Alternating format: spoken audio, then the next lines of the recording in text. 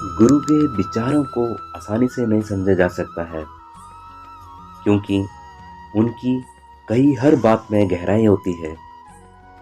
अगर इनके वचनों को समझ लें तो आपका जीवन धन्य हो जाएगा। आज मैं आपको एक ऐसी ही कहानी बताने जा रहा हूं जो महात्माओं के जीवन में घटी थी।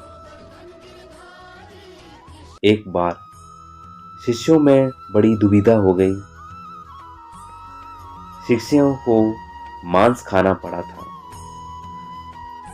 शिष्यों को मांस खाना वर्जित था। फिर ऐसा क्या हुआ? बात उन दिनों की है जब गुरु के पास कोई भी शिष्य शिक्षा लेने आता था तो उनको शिक्षा दी जाती थी। आने वालों में राजा थे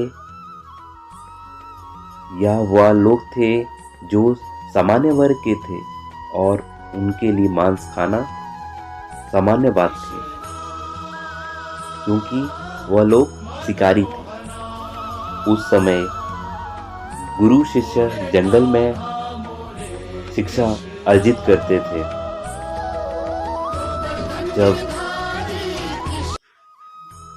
आपको भूख लगेगी तो स्वाभाविक है आप किसी को मारकर भूख मिटाएंगे।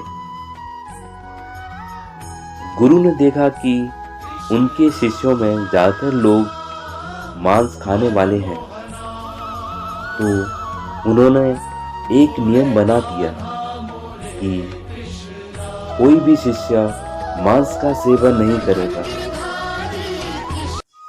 आपके भिक्षा पात्र में जो है उसी से आपको संतुष्ट होना है।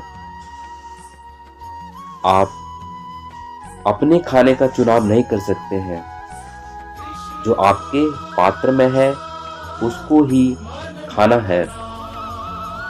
इसके बाद दो शिष्य शहर में भिक्षा मांगने गए। दिन भर भिक्षा मांगने के पश्चात भी उन्हें एक अन्न का दाना नहीं मिला। वह वापस लौट रहे थे। उसी समय आसमान में एक कौवा अपने पंजों में मांस का टुकड़ा लेकर उड़ रहा था और कौवे की पकड़ कमजोर पड़ी। मांस का टुकड़ा सीधा शिष्यों के पात्र में पड़ा और दोनों शिष्यों ने मांस का टुकड़ा देखा तो वो धर्म संकट में फंसे जैसे महसूस करने लगे। उन्हें अपने गुरु की बात का स्मरण हुआ, जो पात्र में होगा उसे खा लेना।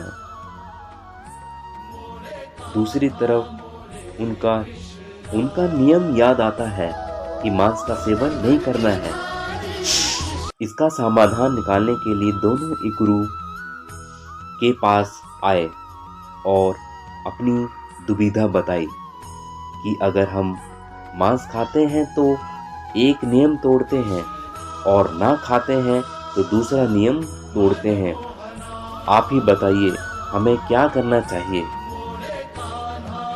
गुरु ने इस बात को बड़ी गंभीरता से सोचा और बोला, कभी करोड़ों वर्षों में ऐसा नहीं हुआ और तुमने किसी की हत्या से ये अर्जित नहीं किया है। या तो एक कौवे के द्वारा मिला मांस का टुकड़ा है। इसमें किसी भी तरह की हिंसा नहीं थी, क्योंकि ये कौवे के द्वारा मिला हुआ है। इसलिए हमें अपनी परिस्थितियों के अनुसार ही अपना चुनाव करना चाहिए, जैसे उस गुरु ने किया। राधे राधे।